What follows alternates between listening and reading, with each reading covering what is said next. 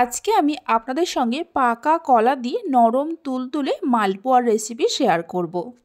এই মালপোয়াগুলো খেতে খুবই ভালো হয় আর মুখে দেয়া মাত্র মিলিয়ে যাবে। আশা করছি রেসিপিটা আপনাদের খুবই ভালো লাগবে।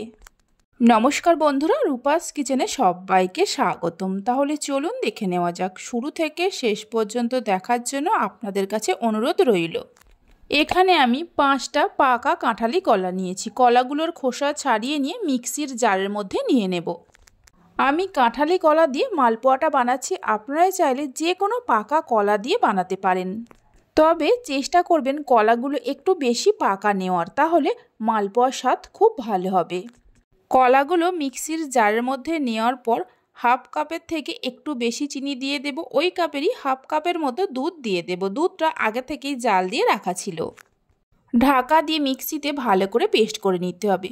ভালো করে পেস্ট করে নেওয়ার পর একটা মিক্সিং বোলের মধ্যে ঢেলে নেব। যে কাপ মেপে দুধ আর চিনি নিয়েছি ওই কাপেরই হাফ কাপ সুজি দিয়ে দেব। ওই কাপেরই 1 কাপ ময়দা দিয়ে দেব। ওজন হিসাবে 150 গ্রামের মতো ময়দা আছে। সামান্য নুন দিয়ে সব কিছুকে খুব ভালো করে মিশিয়ে নেব। মালপোয়া তৈরি করার জন্য সমস্ত উপকরণগুলো একটা কাপ বা বাটির মাপ করে নেবেন, তাহলেই মালপোয়াটা পারফেক্টভাবে তৈরি হবে। সব কিছুকে মিশিয়ে নেওয়ার পর দেখুন মিশ্রণটা অনেকটাই ঘন। অল্প অল্প করে দুধ দিয়ে মিডিয়াম ঘনত্বের ব্যাটার তৈরি করতে হবে। ব্যাটারের মধ্যে কালো কালো যেগুলো দেখা যাচ্ছে ওগুলো আর কিছুই না, কলার দানা। দুধ একবারে দিয়ে কখনোই ব্যাটারটা তৈরি করতে যাবেন না, এইভাবে অল্প অল্প করে দিয়ে তৈরি করতে হবে। ব্যাটারটা তৈরি করে নেওয়ার পর ঢাকা দিয়ে 10 মিনিটের জন্য রেখে দেব। 10 মিনিট ব্যাটারটা ঢাকা দিয়ে রেখে দিয়েছিলাম। 10 মিনিট পরে দেখাচ্ছি, দেখুন সুজিগুলো নরম হয়ে গেছে। এবার এর মধ্যে দিয়ে দেব 1 চামচ গোটা মৌরি। মৌরিটা দেওয়ার পর ব্যাটারটাকে 6-7 মিনিট সময় ধরে খুব ভালো করে ফেটিয়ে নেব। ব্যাটার যত ভালো করে ফেটানো হবে মালপোয়াগুলো ততটাই ফুলবে। কিছুক্ষণ সময় ধরে ব্যাটারটাকে খুব ভালো করে ফেটিয়ে নিয়েছি। দেখুন ব্যাটারের ঘনত্বটা ঠিক এরকম থাকবে, খুব বেশি পাতলাও না আবার খুব বেশি ঘনও না। এইরকম মিডিয়াম ঘনত্বের ব্যাটার তৈরি করে নিতে হবে। মালপোয়ার জন্য ব্যাটারটা তৈরি হয়ে গেছে। কড়াতে কিছুটা সাদা তেল নিয়ে গরম করতে বসিয়ে দিয়েছিলাম। তেল গরম হয়েছে কিনা অল্প একটু ব্যাটার ফেলে দেখে নেব। দেখুন ব্যাটারটা তেলে দেওয়ার সঙ্গে সঙ্গে তেলের ওপরে ভেসে উঠছে, তার মানে তেলটা ভালোভাবে গরম হয়ে গেছে। এবার 1 হাতা করে ব্যাটার নিয়ে তেলের মধ্যে এইভাবে দিয়ে দেব।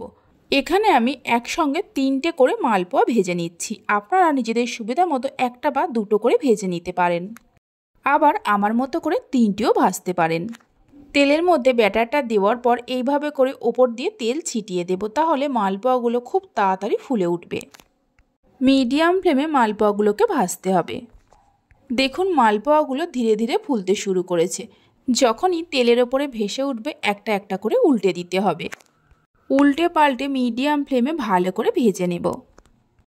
এইভাবে একবার পাকা কলা দিয়ে মালপোয়া রেসিপিটা বানিয়ে দেখতে পারেন, খেতে খুবই ভালো হয়।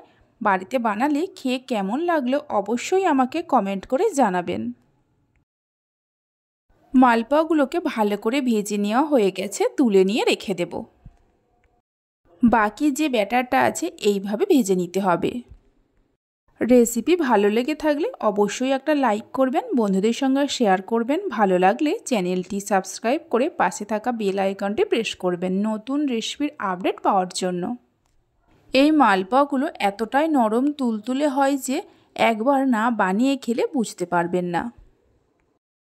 সবগুলো মালপোয়া ভেজে নেওয়ার পর একটা মালপোয়াকে আমি হাতের মধ্যে নিয়েও দেখিয়ে দিচ্ছি, দেখুন কতটা নরম হয়েছে। আশা করি দেখে বোঝাই যাচ্ছে। তাহলে চলুন ভিডিওটা আমি এখানেই শেষ করছি।